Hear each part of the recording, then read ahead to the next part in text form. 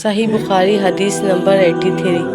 حجۃ الوداع میں رسول اللہ صلی اللہ علیہ وسلم لوگوں کے مسائل دریافت کرنے کی وجہ سے منا میں ٹھہر گئے،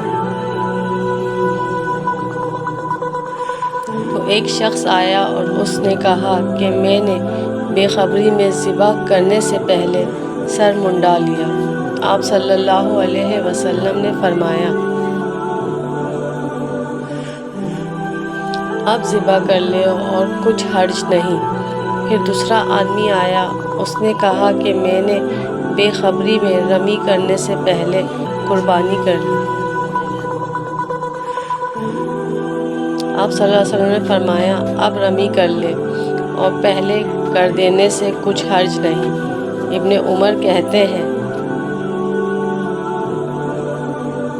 اس دن آپ صلی اللہ علیہ وسلم سے جس چیز کا بھی سوال ہوا جو کسی نے آگے اور پیچھے کر لی تھی،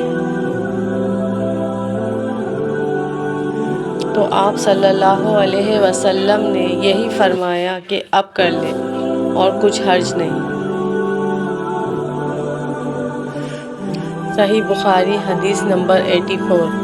نبی کریم صلی اللہ علیہ وسلم سے آپ کے آخری حج میں کسی نے پوچھا کہ میں نے رمی کرنے یعنی کنکر پھینکنے سے پہلے ذبح کر لیا۔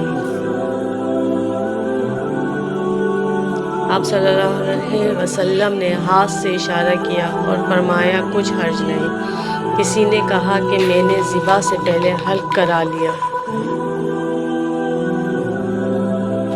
آپ صلی اللہ علیہ وسلم نے سر سے اشارہ فرما دیا کہ کچھ حرج نہیں۔ صحیح بخاری حدیث نمبر 85۔ آپ صلی اللہ علیہ وسلم نے فرمایا کہ ایک وقت ایسا آئے گا کہ جب علم اٹھا لیا جائے گا، جہالت اور فتنے پھیل جائیں گے اور حرج بڑھ جائے گا۔ آپ صلی اللہ علیہ وسلم سے پوچھا گیا کہ یا رسول اللہ، حرج سے کیا مراد ہے؟